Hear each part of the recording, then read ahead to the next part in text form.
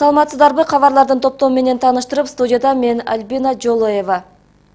Кыргыз-Тажик чек-арасына жакын жайлоодо 9 үй өрттөлдү. Бул тууралуу Өзгөчө кырдаалдар министрлигинин маалымат катчысы Абдирашид Бекелов билдирди. Анын айтымында 24 декабрдын кечинде Баткен районунун Карабак айыл өкмөтүнүн Булак башы жайлоосунда элдин жайкы мезгилде убактылуу жашап турчу 9 турак жайы белгисиз адамдар тарабынан атайын өрттөлгөн. Алдын ала маалыматтар боюнча үйлөр атайын өрттөлгөн. Ал жерге кышкысын эч ким барбайт. Бул жайлоо Варух анклавынан 12 чакырым алыстыкта, деди Бекелов. Учурда Баткен райондук ички иштер башкармалыгы атайын өрттөө фактысы боюнча кылмыш ишин козгоп, тергөө иштерин жүргүзүүдө. Атайын өрт коюу учурлары бул аймакта мурдада катталган. Милициянын болжолунда турак жайлар тажик жарандары тарабынан өрттөлүшү мүмкүн. Жаңы жыл майрамына карата 1 январдан 7 январга чейин эс алуу күн деп жарыяланды. Тиешелүү токтомго премьер-министр кол койду. Маалыматка ылайык 5 күндүк график менен иштеген жумушчулар жаңы жылдык эс алуу күндөрүнүн ордуна 10 январда, 21 февралда жана 23 мартта ишемби күндөрү иштөөгө туура келет.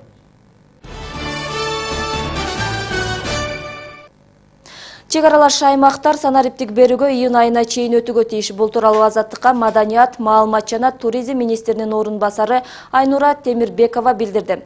Анын айтымында коңшу өлкөлөр менен чектешкен аймактар санариптик берүүгө 2015 жылдын 17 июнуна чейин өтүүгө тийиш. Калган аймактар баскыч боюнча жыл соңуна чейин санарипке өткөрүлөт. Кыргызстан 2015 жылдын июнь айында санариптик берүү форматына толук өтүү боюнча 2016 жылы Женевада эл аралык электр байланыш боюнча союзунун келишимине кол койгон. Казакстан санарипке 2012 жылы өтсө, Өзбекстан 2015 жылга чейин өтүү аракетинде. Ал эми Орусия санарипке 2010 жылы өткөн.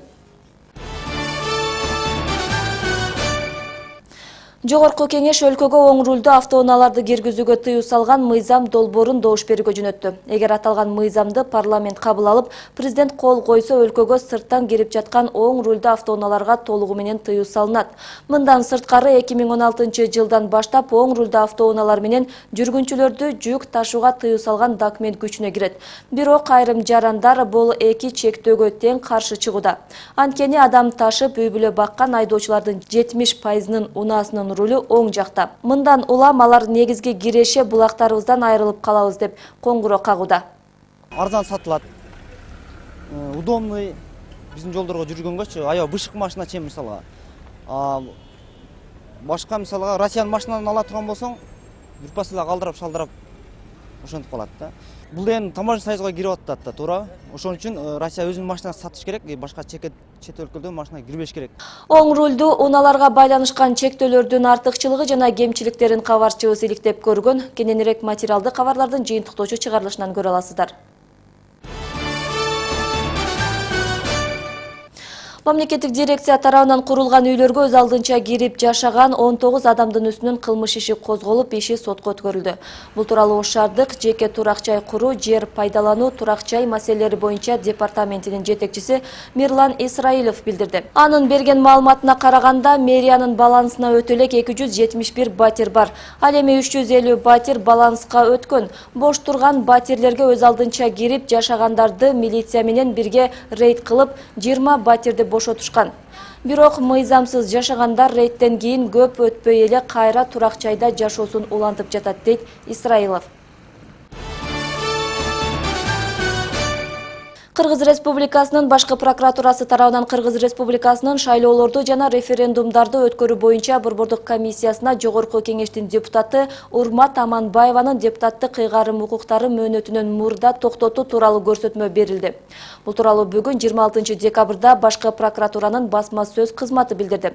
Көрсөтмө берүүгө негиз болуп, Урмат Аманбаева Жогорку кеңештин депутаты болуп туруп, Кыргыз Республикасынын Конституциясынын 72-73 беренелери жана Жогорку кеңештин депутатынын статусу жөнүндө Кыргыз Республикасынын мыйзамын одоно бузуу менен Жогорку кеңештин депутатынын ыйгарым укуктарын ишке ашырууга шайкеш келбеген ишмердик менен алектенген. Бул депутаттын ыйгарым укуктарын мөөнөтүнөн мурда токтотуу үчүн негиз болуп саналат, деп айтылат билдирүүдө. Ош шаарында билим алып жаткан пакистандык Зияулло кыргыз тилин үйрөнүп, макал айтууда мугалимдерди жеңип алды. Азыр ал Ош мамлекеттик университетиндеги журналистика факультетинде 4-курста окуйт. Келечекте Кыргызстан менен Пакистандын элдеринин оозеки жана жазма адабияттарын которуп, өз ара достук мамилелерин арттыруу максатын коюуда. Ал пакистандык жаштарга манасты окутуп, Айтматовду тааныштырмакчы. Ошон үчүн башында 1-2 ай аябай кыйын жүрчүмүн. Кээде башым айланып кеткен болчу, башым ооруп калган болчу. Андан кийин мугалим аябай катуу эмгек менен да үйрөткөндөн кийин мага ушундай сунуш кылган болчу да, сиз бир гана угуп сүйлөй бергиле. Кандай эме сөздөр сиздин эсиңизге келсе, ушул менен да сүйлөй бергиле. Эгер ошибкалар, хаталар болсо, эч зыян жок да. 31 жаштагы пакистандык студент тууралуу сюжетти кабарлардын жыйынтыктоочу чыгарылышынан көрө аласыздар. Бул өлкө аймагынан алынган акыркы кабарлар болду. Ал эми кесиптешим Борбор Азия жаңылыктары менен тааныштырат. Мен сиздер менен коштошом. Кечиңиздер көңүлдүү улансын. Саламатта калыңыздар.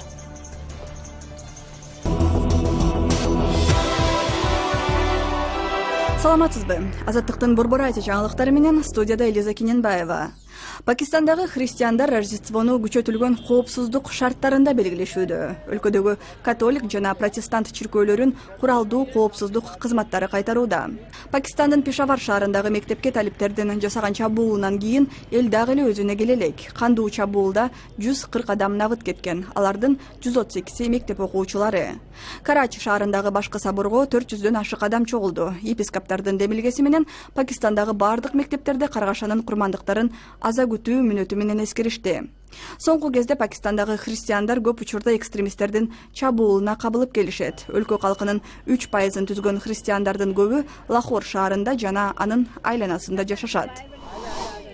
Сөз эркиндигин коргоо менен алектенген Адил сөз эл аралык кору Казакстандык Адам бол оппозициялык журналын жабуу чечимин сот мыйзам бузуулар менен чыгарды деп эсептейт. Шаршембиде кечинде Алматы шаарынын соту мэриянын басылманы жабуу боюнча доо арызын канааттандырды. Адам болдун кызматкерлеринин айтымында журнал редакциясы доо арыз менен башкы инстанцияларга, эл аралык институттарга жана коомчулукка кайрылаарын билдирди. Алматы шаардык мэриясы журналды 29 августта жарыялаган макаласы үчүн сотко берген. Анда учурда Киевде жашаган саясий качкын Айдос Садыковдун маеги согушка үндөгөн пропаганданы камтыйт деп табышкан.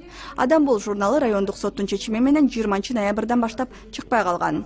Басылманын өкүлдөрү жана жактоочулары журналдын жабылышын саясий негизде деп эсептешет. Украинада Түрк кеңешинин аймактык борбору ачылды. Бул борбор Түрк тилдүү мамлекеттер кеңешинин чет жакта ачылган биринчи өкүлчүлүгү.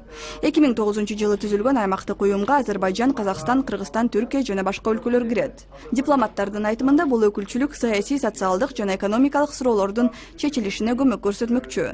Борбордун ачылуу аземинде Крым татарларынын башчысы Рифат Чубаров Түрк тилдүү өлкөлөрдүн өкүлдөрүнө кайрылып, Крым татарларына жардам берүүгө чакырды. Түркмөнстандын борбору Ашхабадта өлкөнүн башкы жаңы жылдык балатысы жандырылды. Ал эми маданий көңүл ачуу борборунун алдына коюлган балатынын бийиктиги 35 метр.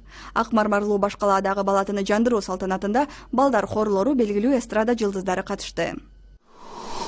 Ушул жана башка жаңылыктарды биздин сайттан окуп туруңуз. Дареги Азаттык Чекит Кежи.